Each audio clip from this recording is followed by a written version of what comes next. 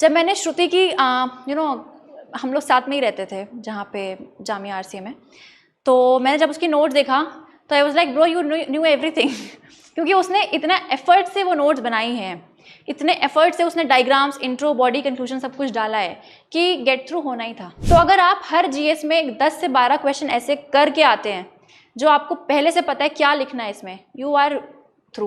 1 word वाली note. अब ये 1 वर्ड नोट कैसे बनती है? अगेन यू राइट इंट्रो, यहाँ एक कीवर्ड लिख दो बस, आपको पता है ये कीवर्ड से क्या सेंटेंस क्या है। जैसे मान लो मैंने राधा कृष्णन सर की कोट को लिखना है, हमेशा पॉइंट्स यूज़ करो यार, 1 2 3 4 5, ये हमारा दिमाग इसी पैटर्न पे काम करता है। अगर मैं आपको 5-6 चीज़ें बोल दूँ तो आपको शायद ना याद रहे, पर अगर मैं बोलूँ फर्स्टली, सेकेंडली, थर्डली, तो आपको पता है मैम ने कुछ 5 चीज़ें बोली थी। अब देखो मेंस में क्या होता है कि कुछ जैसे GS1 है, सो GS1 में इस बार मेरे मार्क्स हैं 114। अब लोग कहते हैं कि GS1 में लोग गिव अप मार देते हैं कि इसमें तो नंबर आने नहीं है, और मुझे पता था कि यही मेरा स्ट्रेंथ है। अगर मेरा इसमें 114 नहीं आए होते, हाईएस्ट इज़ 118 श्रुति के, अगर इसमें ये नहीं आया होता तो शायद मुझे ऑल इंडिया सर्विस नहीं मिलती। ठीक है, तो आपके पास हर एक GS में, ऑप्शनल में, ऐसे में एक अपॉर्चुनिटी है अपने आप को उस लिस्ट में लाने की। अगर आप हर पे गिव अप मारते जाओगे ना कि GS1 तो होता नहीं है, हिस्ट्री कौन पढ़े, ज्योग्राफी कौन पढ़े, फिर आप कहोगे GS2 तो पूरा करंट है कौन पढ़े, GS3 भी यही है, एथिक्स तो कभी होता नहीं, तो कुछ है ही नहीं फिर तो। यू शुड अंडरस्टैंड कि these are very low hanging fruits. GS1 क्या है आपका? प्रीलिम्स ही तो है एक्सटेंडेड फॉर्म में। हिस्ट्री आपने प्रीलिम्स में पढ़ी है, ज्योग्राफी आपने उसमें पढ़ा है, तो मेजर पोर्शन तो एक तरह से आपका हाथ में है। बचता क्या है? वर्ल्ड हिस्ट्री, पोस्ट इंडिपेंडेंस और आपका इंडियन सोसाइटी, है ना। तो ये आप बहुत अच्छे से अपने हाथ में रख सकते हैं। जिसका प्रीलिम स्ट्रांग होगा उसका GS1 हमेशा स्ट्रांग होगा। ओके, सो सोर्सेज इसमें वही हैं, R S. Sharma, Satish Chandra, fine arts की book. Then world history and post independence को मैंने अलग से नहीं पढ़ा था, मैंने आई थिंक विजन के मटेरियल से मैंने इसको किया था। आप एक बार अपना मटेरियल चूज़ कर लो, फिर 3-4 बार पढ़ के प्रीवियस ईयर से देख के इट्स डन, क्योंकि यहाँ पे बहुत ज़्यादा करने का कोई मतलब नहीं है। ठीक है, देन इंडियन सोसाइटी मेरा ऑप्शनल ही था, सोशोलॉजी तो मैंने अलग से नहीं एफर्ट दिया था, but you should do, it will really prove beneficial अगर आप इंडियन सोसाइटी करते हैं। तो अब इसमें करना क्या है, आपने अपना कंटेंट तैयार कर लिया। ओके, नोट आपको कैसे बनानी है? देखो मैं प्रीलिम्स में नोट मेकिंग करना नहीं बोलूँगी other than current affair. Note making आप करिए मेंस में, क्योंकि यहाँ पे बहुत ज़्यादा सिलेबस है, बहुत ज़्यादा सिलेबस है, और अगर आपने उसको समेट लिया सो यू आर थ्रू। जो समेट नहीं पाता है ना मेंस को, उसका नहीं होता है, इतना जान लो। ठीक है, इंडियन सोसाइटी या कोई भी कहाँ थी मैं, नोट्स में, तो नोट्स हमेशा व्हाट आई प्रेफर इज़ आप हमेशा इंट्रो, बॉडी, कंक्लूजन के फॉर्मेट में ही बनाओ नोट्स। मान लो इंडियन सोसाइटी का टॉपिक है सेक्युलरिज्म, ठीक है, तो अब आपको सेक्युलरिज्म की नोट मेकिंग कैसे करनी है? आप सोच लो कुछ 2-3 इंट्रो आप ऑलरेडी प्री डिसाइड कर लीजिए। और कैसे डिसाइड करेंगे? आप प्रीवियस ईयर क्वेश्चन देखेंगे कि सेक्युलरिज्म पे आज तक किस किस तरह के क्वेश्चन आए हैं।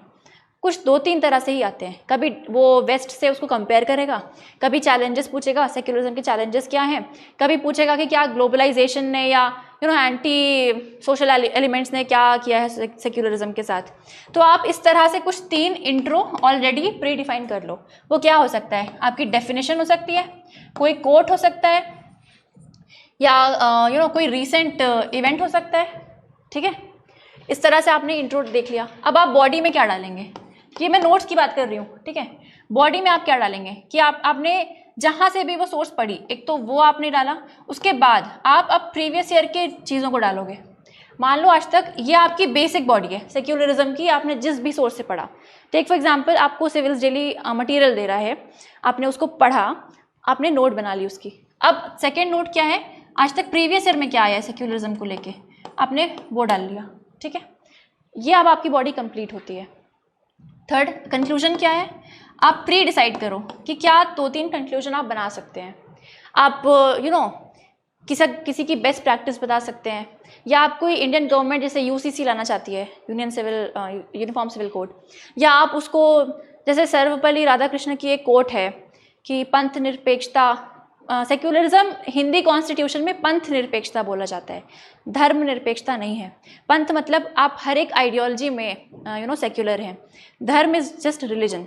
सो हिंदी के कॉन्स्टिट्यूशन में अगर आप देखो तो देयर इज पंथ निरपेक्षता, तो आप वो कोट कर सकते हैं। जैसे वो बोलते हैं कि it is the only strength of India, ठीक है, आप ये लिख सकते हैं। तो ये होमवर्क आप पहले से करके जाते हो।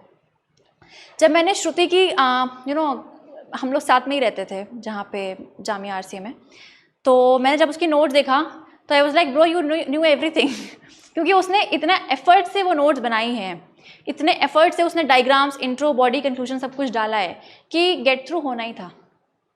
उसने ऑब्वियसली कुछ ज़्यादा कर लिया था, ठीक है। तो नोट्स मेरी भी यही थी, same intro, body, conclusion format, कि अब आप वहाँ पे बैठ के नहीं सोच रहे हैं कि अब यहाँ क्या लिखें। कोई भी डायग्राम है वो आप यहीं डालेंगे, यहीं पर डालोगे ऑलरेडी, वहाँ अब आपको बस वॉमिट करना है। तो अगर आप हर GS में 10 से 12 क्वेश्चन ऐसे करके आते हैं जो आपको पहले से पता है क्या लिखना है इसमें, यू आर थ्रू। आपको एक एज मिल जाता है बाकी लोगों से, क्योंकि बाकी जो 10 क्वेश्चन होंगे ना वो सबके लिए न्यू टाइप के होंगे, उन सबका डायमेंशन नया होगा, वहाँ पे आपको ऑन स्पॉट अपना जजमेंट देना है। बट जो 10 क्वेश्चन हैं, अगर आप इतना होमवर्क करेंगे तो वो आपके हाथ में है। Getting it? So this is how you make notes. अब इसी में आपको मान लो ये A4 है, यहाँ पे हमेशा जगह छोड़ दो, वो आप करते ही होंगे, ORN आते ही हमें ये पता चल जाता है, ठीक है। तो यहाँ पे आप करेंट को अपडेट करते जाओ। हो सकता है कि आपको सेक्युलरिज्म पे पहले कोई एक करेंट था, पर अब आपको कुछ और तगड़ा सा कुछ मिल गया है, तो eliminate that and right it down here. आपको कलेक्ट नहीं करना है कि एक ग्लोबल हंगर इंडेक्स है, अब हंगर पे मैकिन्जी की भी रिपोर्ट आएगी, सबकी आएगी। Choose one, just one, and mould it according to your need, ठीक है। तो इसीलिए यहाँ पे कट करते जाओ, जो आपको लग रहा है इररिलेवेंट होता जा रहा है, जो भी अपडेटेड चीज़ें हैं वो ये लिखते जाओ, ठीक है। इस तरह से आपकी 1 पेज के नोट्स बन गए सेक्युलरिज्म के। अब ये है मेरी कॉम्प्रिहेंसिव नोट्स, ठीक है। अब इसको मुझे रिवाइज करना है, तो आई विल मेक 1 वर्ड वाली नोट। अब ये 1 वर्ड नोट कैसे बनती है? अगेन यू राइट इंट्रो, यहाँ एक कीवर्ड लिख दो बस, आपको पता है ये कीवर्ड से क्या सेंटेंस क्या है। जैसे मान लो मैंने राधा कृष्णन सर की कोट को लिखना है, अब अगर मैं सिर्फ यहाँ ये लिख दूँ सर्वपल्ली राधाकृष्णा, तो मुझे पता है ना मैं क्या लिखूँगी इसमें, जस्ट राइट दैट वर्ड। या अगर मुझे डेफिनेशन लिखना है, so I will not again write definition, I will just write definition. This is your 1 word. इसी तरह से आप बॉडी में पॉइंट, और हमेशा पॉइंट्स यूज़ करो यार, 1 2 3 4 5, ये हमारा दिमाग इसी पैटर्न पे काम करता है। अगर मैं आपको 5-6 चीज़ें बोल दूँ तो आपको शायद ना याद रहे, पर अगर मैं बोलूँ फर्स्टली, सेकेंडली, थर्डली, तो आपको पता है मैम ने कुछ 5 चीज़ें बोली थी। तो ऑलवेज पॉइंट इट, आपके क्या पॉइंट्स हैं, ठीक है। इस तरह से आपने बॉडी कर ली, और कंक्लूजन में भी जस्ट 1 वर्ड, जस्ट 1 वर्ड। अब आपको A4 में जो पहले आगे पीछे वो नोट थी, अब वो सिर्फ इतने में है, तो एक कॉग्निटिव आपको वो आ रहा है कि भाई अब सिलेबस कम होता जा रहा है, वी कैन डू दिस। हाँ, यही नोट्स आपके प्रीलिम्स के मेंस के 10 दिन पहले वो सिर्फ इतने में हो जाएगा, ट्रस्ट में। आपको सिर्फ इतना छोटा छोटा सा लिखना है, और सेक्युलरिज्म यहाँ, ग्लोबलाइजेशन यहाँ, रीजनलिज्म यहाँ, 3 पेज में आपका सोसाइटी आपके हाथ में है। आप उसको 100 बार रिवाइज करो अब, ठीक है। इस तरह का आपको प्रिसिशन लाना है अपने मेंस के पहले, बिकॉज मेंस ही है यार जिसमें इतना एफर्ट मारो कि वो बचे ना फिर, क्योंकि प्रीलिम्स निकालना अपने आप में एक मुश्किल है, I will agree to that, ठीक है। पर जैसे ही प्रीलिम्स निकलता है, don't leave mains at all, क्योंकि वो आपके हाथ में है। अगर आपने छोड़ा तो बहुत ऐसे लोग हैं जो फिर प्रीलिम्स निकाल नहीं पाए, ठीक है। प्रीलिम्स निकलता है तो this has to be in your hand. इस तरह से आपने नोट्स का करना है। GS1 हमने कर लिया, ठीक है। GS2 में लक्ष्मीकांत है। Sir are we on time? Okay. So GS2 में आपने सोर्सेज क्या हैं? लक्ष्मीकांत, हाँ, दिस इज़ 1 बुक जो मैंने नहीं की थी, ठीक है। लक्ष्मीकांत है, आप कर सकते हो। देखो मैं किसी भी सोर्स को डिस्करेज नहीं कर रही हूँ, because you have chosen that for you, I chose this for my self, ठीक है। अगर यहाँ से काम चल रहा है तो क्यों करना यार इतना, we all are lazy people. हाँ, सो चूज करो अच्छे से और फिर उसी पे स्टिक रहो। सो लक्ष्मीकांत, अब लक्ष्मीकांत को लोग कहते हैं कि मेंस में क्या कर लेंगे इसका। Again these are those people जिन्होंने प्रीवियस ईयर नहीं देखा है। हमेशा आपके मान लो पॉलिटी में 10 क्वेश्चन अगर आते हैं तो 4 तो स्टैटिक होंगे ही होंगे। कभी वो आपसे इमरजेंसी पूछ रहा है, कभी प्रियम्बल पूछ रहा है, कभी वो आपसे जुडिशियल एक्टिविज्म वगैरह पूछ रहा है, सेपरेशन ऑफ पावर हमेशा पूछेगा। तो क्या ये करंट के टॉपिक्स नहीं है, या आप पढ़ चुके हैं ऑलरेडी? करंट का एग्जाम्पल देके आप बस उसे सब्सटैंशिएट कर दोगे, understanding, this is all in your hand. Laxmikanth को आप कैसे यूज़ करेंगे? फर्स्ट ऑफ ऑल आप प्रीवियस ईयर देखोगे, आप देखो कि किस किस चीज़ों को आप मेंस पॉइंट ऑफ व्यू से पढ़ सकते हो लक्ष्मीकांत में। अब पार्लियामेंट है मान लो, तो अब आप पार्लियामेंट में ये नहीं देखोगे कि कौन कैसे इलेक्ट होके आ रहा है, दिस इज प्रीलिम्स थिंग। वहाँ यू हैव टू सी कि पार्लियामेंट का रोल कैसे डिग्रेड हो रहा है, या क्या वहाँ पे लोकसभा राज्यसभा के बीच में क्या डिफरेंसेस हैं, उन्हें हम कैसे प्लग कर सकते हैं। This is your mains analysis, ठीक है। तो यही आपको लक्ष्मीकांत से उस तरह से पढ़ना है। अब यहाँ पे कमेंट्रीज हैं, ये भी मैं हर जगह बताती हूँ कि how to use Laxmikanth. Commentaries like doctor B R Ambedkar. अब आपके पास क्वेश्चन आता है स्टेट इमरजेंसी का, डॉक्टर बी आर अम्बेडकर ने क्या कहा था कि प्रेसिडेंट रूल एक डेड लेटर रहेगा, बोला है ना, but now it is becoming a deadly weapon. So why can't you write this कि एक डेड लेटर से जो डॉक्टर बी आर अम्बेडकर ने विजुलाइज किया था, now it is becoming a deadly weapon. या आप ग्रैनविल ऑस्टिन की बात कर सकते हैं, या एक जस्टिस से डीएम चागा समथिंग, उन्होंने बोला था कि अगर डीपीएसपी हमारे इंडिया में इम्प्लीमेंट हो जाए then India will become heaven on earth. Why not write these things? These things आपको अपना एंटीना ऑन रखना है और देखना है लक्ष्मीकांत को आप मेंस के लिए कैसे यूज़ करेंगे। आप यहाँ से कोट्स निकालो, कमेंट्रीज निकालो, कंक्लूजन निकालो, डेफिनेशन निकालो, और डायरेक्टली जो टॉपिक्स आए हैं उनको नोट मेकिंग करो, ठीक है, इस तरह से यूज़ करो। देन योर गवर्नेंस वाला पार्ट कम्स। गवर्नेंस के लिए मैंने कोई अलग से सोर्स नहीं यूज़ की थी, it was all your current affair, क्योंकि गवर्नेंस क्या है, जो आपने पॉलिटी में पढ़ा उसी का इम्प्लीमेंटेशन है ना, ठीक है। तो अगर मान लो पौंडीचेरी में लेफ्टिनेंट गवर्नर और किसी के बीच में कोई टसल चल रहा है, तो वो उसका स्केलेटन आपको पता है कि ये किस आर्टिकल से आ रहा है। अब आपको बस करंट में देखना है कि अब वाकई ये हो रहा है। So you are testifying the static part now. या मान लो कहीं पे फंडामेंटल राइट का वायलेशन है, तो आपको पता है फंडामेंटल राइट ये हैं, नाउ उस करंट में बस वो टेस्टिफाई हो रहा है, ठीक है। So never lose your static. Laxmikanth को बंद नहीं करना है मेंस में।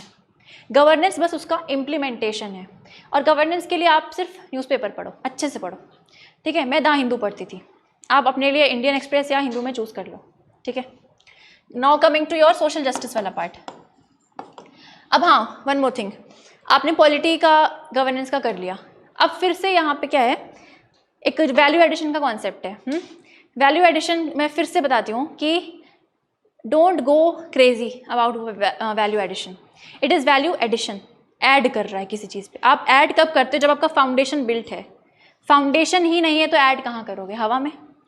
लोगों के पास पूरी किताबें बनी हुई हैं रिपोर्ट्स की, हाँ, सारा डेटा है आपके पास, सब है, पर आपको बेसिक नहीं पता है कि हमारा इनकम क्राइटेरिया क्या है, कौन कौन सी कमिटीज़ ने क्या क्या रिकमेंड किया था, या इंडिया में पॉवर्टी किस किस तरह से है, सिर्फ इनकम पॉवर्टी है कि क्या और भी पॉवर्टीज़ हैं, वो नहीं पता हमें। पर हमें हर एक इंडेक्स याद है, हमें हर एक कमिटी का रिकमेंडेशन याद है, हर एक डायग्राम आपको पता है। आप लिखना नहीं आ रहा है पर हमें फ्लो चार्ट बहुत आ रहे हैं। करो but don't over do it, it will irritate the examiner, ठीक है। बिकॉज ऑलवेज रिस्पेक्ट आप क्या करने जा रहे हो, आप क्या बनने जा रहे हो। वहाँ आप फाइन आर्ट्स के टीचर नहीं बनने जा रहे हो, यहाँ पे एंटरटेनमेंट नहीं चल रहा है उनका, ठीक है, कि आप उन्हें एंटरटेन करते रहो कि उन्हें मज़ा आ रहा है। Your analysis should always be strong. अगर वो नहीं है तो आप कितना एंटरटेनमेंट डाल दो, कुछ नहीं होगा। आप वहाँ कोर्ट मास्टर तो नहीं बनने जा रहे हो कि एक कोर्ट दो कोर्ट, एनालिसिस जीरो है। So always strike a balance. हाँ, वे वाज आई हाँ, सोशल जस्टिस, ये भी आपका न्यूज़पेपर से ही कवर होगा। Just that keep that radar on. क्या क्या है टॉपिक्स? एजुकेशन है, हेल्थ है, ह्यूमन रिसोर्स वाला है, देन वल्नरेबल सेक्शंस हैं। अब देखो सिलेबस कैसे काम आएगा। वल्नरेबल सेक्शन जहाँ तक मुझे याद है वहाँ है welfare schemes bye centre and state, दोनों लिखा है। अगर आप सिलेबस खोल सको तो देख लो। और मुझे ये चीज़ें इसलिए याद हैं क्योंकि मैंने इनको बिल्कुल इंटरनलाइज किया है। Welfare schemes for vulnerable sections bye centre and state, उसके बाद उसमें लिखा है लॉज, फिर मैकेनिज्म्स, इंस्टीट्यूशंस, बॉडीज़, ये साफ आपके सिलेबस में है।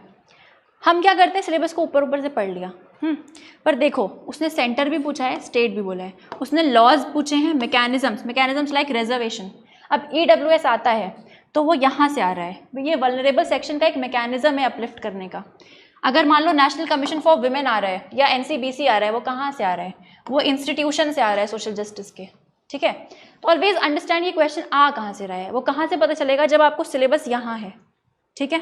या SC/ST एट्रॉसिटीज एक्ट में कोई अमेंडमेंट हुआ मान लो, वो क्यों इंपॉर्टेंट है, क्योंकि वो यहाँ दिया है लॉज क्या है वल्नरेबल सेक्शन की, गेटिंग इट। इस तरह से you analyse the syllabus, make a note, always keep your antenna on, जब करंट में कुछ आता है आपको पता है ये इसलिए रेलेवेंट होना चाहिए, getting it. So social justice is done, now your IR वाला part. IR is very much जी हाँ current oriented and again in your hands. आपको पता है जो भी चीज़ें रेगुलरली हो रही हैं, मान लो ब्रिक्स की मीटिंग चल रही है या हमारे प्राइम मिनिस्टर कहीं जाते हैं, तो वो ऑब्वियसली इंपॉर्टेंट है।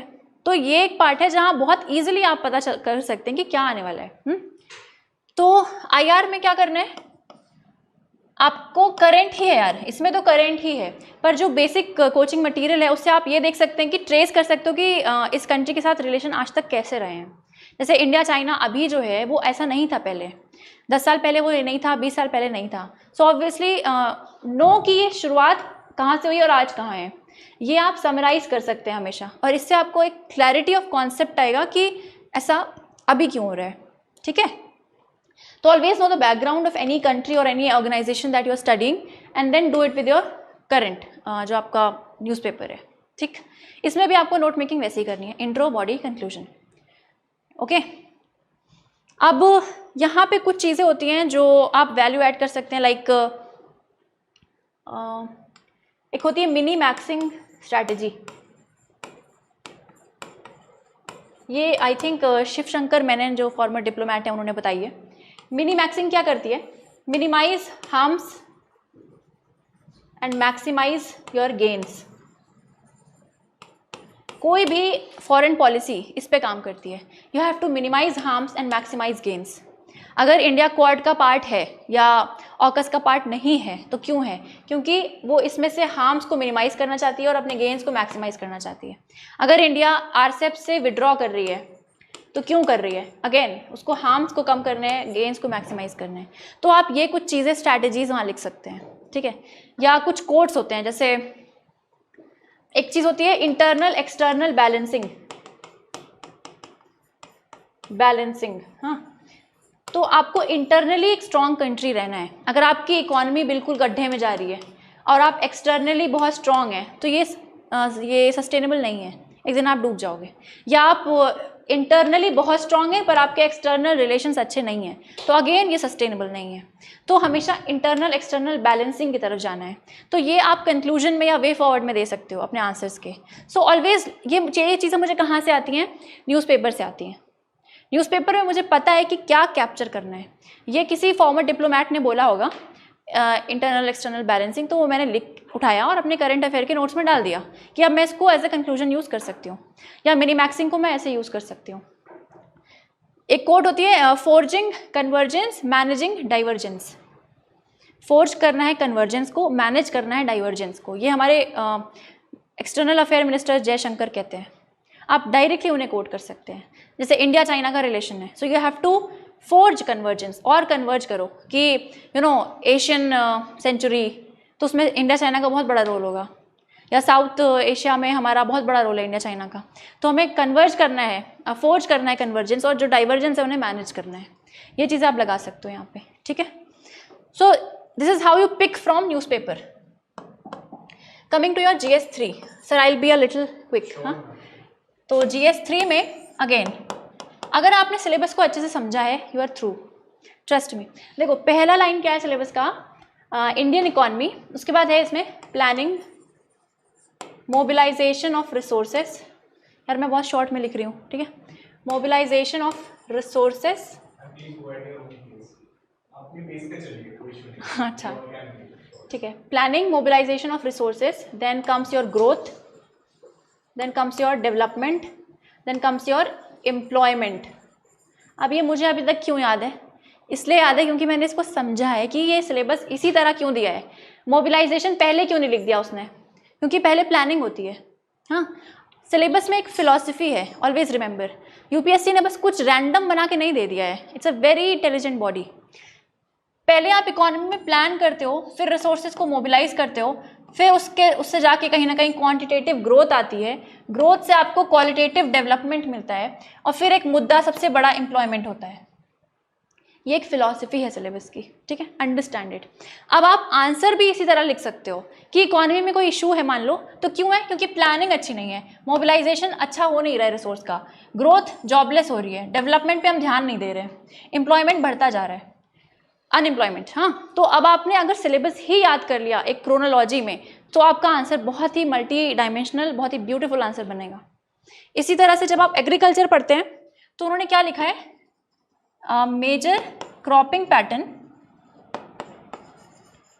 फिर है इरिगेशन, फिर है स्टोरेज, ट्रांसपोर्टेशन, मार्केटिंग।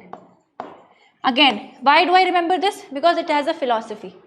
पहले क्रॉपिंग पैटर्न डिसाइड होता है, फिर उसमें पानी डाला जाता है, अब उग गया, स्टोर किया जाएगा, स्टोर करके ट्रांसपोर्ट किया जाएगा, ट्रांसपोर्ट करके मार्केटिंग में डाला जाएगा, ठीक है। और इसी तरह से शायद उसमें फिर ई टेक्नोलॉजी का कुछ सिलेबस में है उसी के साथ। हाँ, तो ये क्रोनोलॉजी है। आपको कुछ नहीं आता इकोनॉमी में, आप लिखो कि क्रॉपिंग पैटर्न डिस्टॉर्टेड है या लैंड फ्रेगमेंटेड है, इरिगेशन प्रोवाइड नहीं हो रही है, स्टोरेज है नहीं इसलिए वेस्टेज है, ट्रांसपोर्टेशन नहीं है इसलिए पेरिशेबल क्रॉप्स हमारे सस्टेन नहीं कर पाते। इंडिया में सबसे ज़्यादा वेजिटेबल्स एंड फ्रूट्स उगते हैं, पर इतना ज़्यादा अमाउंट क्यों, उनका प्राइस इतना ज़्यादा क्यों है? क्योंकि पेरिशेबल है वो, हमारे पास स्टोरेज और ट्रांसपोर्ट ही नहीं है, इसलिए उनका कॉस्ट बढ़ जाता है। देन कम्स, अब मार्केटिंग नहीं हो पाती, मार्केटिंग कहाँ? डोमेस्टिक में भी और एक्सपोर्ट में भी, ठीक है। So this is how, if you know the syllabus, how beautifully you can write the answer, understanding, ठीक है। इसी तरह से सारा सिलेबस आपका GS 3 में अच्छे से दिया हुआ है, बहुत अच्छे से दिया है। अब एग्रीकल्चर में एक पार्ट होता है कि मान लो ये क्रॉप उगा हुआ है, हाँ, इसके पहले होते हैं हमारे बैकवर्ड लिंकेजेस, आगे होते हैं फॉरवर्ड लिंकेजेस। बैकवर्ड लिंकेज क्या होता है? अब तुम्हें एग्रीकल्चर लिखना है, सबसे पहले हमें लैंड चाहिए, लैंड के बाद हमने सीड चाहिए, सीड के बाद उसमें पानी डालना है, पानी के बाद उसमें खाद डालना है, अब वो क्रॉप उग गया, अब उसको हार्वेस्ट करना है, हार्वेस्ट करके स्टोर करना है, ट्रांसपोर्ट करना है, मार्केट करना है।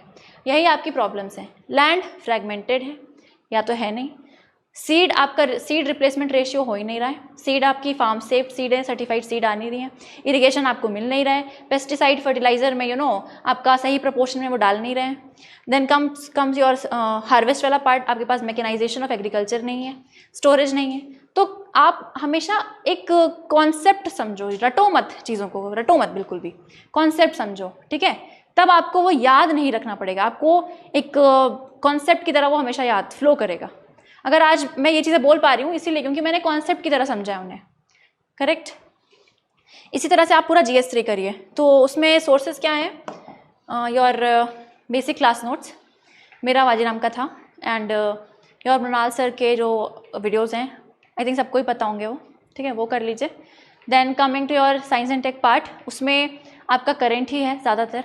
अब साइंस एंड टेक में लोग गिव अप मार रहे हैं कि ऐसे ऐसे क्वेश्चंस आ जाते हैं, पता ही नहीं लगता। तो अगर गिव अप मारोगे तो कुछ नहीं होगा, ठीक है। जितना सिलेबस में दिया है, नैनो, बायो, साइंस, स्पेस, जितना भी दिया है उसको करके जाओ, और उसमें भी सिलेबस को समझो। उसमें क्या लिखा है? Indigenous technology, science in everyday life, ये सारी चीज़ों का मतलब है यार, उन्होंने बस लिख के दिया नहीं है ऐसे ही। इंडिजिनस कोई भी चीज़ होती है, मान लो अभी क्या था वो INS अरिहंत या क्या था जो अभी इंडिजिनसली बिल्ट हुआ था, विक्रांत, हाँ, तो वो आपको क्लिक करना चाहिए कि ये इंपॉर्टेंट है अब, क्योंकि ये मेंस में दिया हुआ है इंडिजिनस टेक्नोलॉजीज। इसी तरह से आपका साइंस इन एवरीडे लाइफ या जितने भी सब टॉपिक्स हैं आप करो। तो ये हो गया आपका साइंस का पार्ट, आपको कोई बुक की जरूरत नहीं है, current affair will suffice. Then coming to your environment वाला part, don't leave Shankar IAS। अगर स्टैटिक आता है तो आपको एज मिलता है, क्योंकि most of the people will leave static here, उन्हें लगता है GS 3 पूरा करेंट है। अगर उसने पूछ लिया नेशनल बायोडाइवर्सिटी एक्ट या बायोडाइवर्सिटी एक्ट जो है हमारा 2002 का आ भी चुका है, तो आप कहाँ से लिखोगे? आपको पता होना चाहिए, एक NBA है, एक स्टेट बायोडाइवर्सिटी अथॉरिटी है, आपका पीपल्स रजिस्टर है ना। वो सारी चीज़ें आपको कहाँ से आएंगी जब आप रिवाइज नहीं करोगे, स्टैटिक नहीं लिख पाओगे, फिर आप कुछ भी हवाबाजी लिख के आओगे वहाँ पे, बायोडाइवर्सिटी अच्छी है, बहुत बढ़िया है, सब अच्छा हो रहा है, ये चीज़ें से काम नहीं चलता है।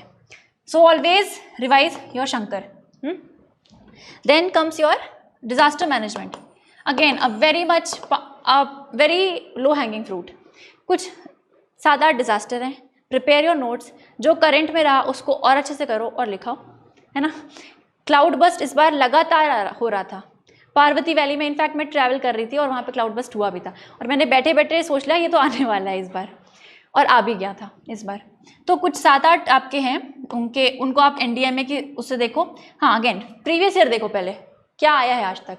अगर उसने फ्लड पूछा है, ड्रॉट पूछा है, तो किस डायमेंशन में पूछा है। कभी वो पूछेगा कैसे वल्नरेबिलिटी मैपिंग कैसे होनी चाहिए, रिस्क हजार्ड मैपिंग का क्या रोल है, सेंडाई फ्रेमवर्क का क्या रोल है, हम ह्योगो से सेंडाई में कैसे चेंजेस आए हैं, हम रिएक्टिव से प्रोएक्टिव अप्रोच अब आ गए हैं, ये कैसे हुआ है। तो ये सब कब आएगा, जब आप प्रीवियस ईयर देखोगे, ठीक है। अब वही है, कुछ डिजास्टर्स हैं, आप उनको देख लो, अपनी नोट बना लो। उसमें कहीं बेस्ट प्रैक्टिसेस हैं किसी कंट्री में, जैसे जापान है, वो बहुत अच्छे से मैनेज करता है। वो तो Japan is like volcano and earthquake ridden country, वो एक ट्राई जंक्शन पे है प्लेट्स के, but how well it manages. वहाँ एक एक बच्चे को पता है कि ये होना हुआ तो क्या करना है अब, तो why not write it in your paper as a best practice. हाँ, या जैसे IMD को इस बार कुछ अवार्ड मिला था, जो साइक्लोन फैलिन आई गेस, या अभी कोई साइक्लोन था, उसमें उसको अवार्ड मिला था कि 0 कैजुअलिटी थी उड़ीसा में। तो ये सब चीज़ें आप लिख सकते हैं कि why not replicate it in all states, ठीक है। ये कहाँ से आता है, ये सब न्यूज़पेपर से आता है, ओके। फिर आपका आता है इंटरनल सिक्योरिटी वाला पार्ट। इंटरनल सिक्योरिटी में भी आपकी मेरी जो बुक थी that was Ashok Kumar IPS sir की बुक है, उससे आपको स्केलेटन समझ आता है कि इंटरनल सिक्योरिटी में क्या चीज़ है, फिर आप उसको अपडेट करते हो करंट से, ओके। ये हो गया आपका GS3। Coming to GS4। GS4 क्या है, अब इस बार GS4 ने सबको हिला दिया।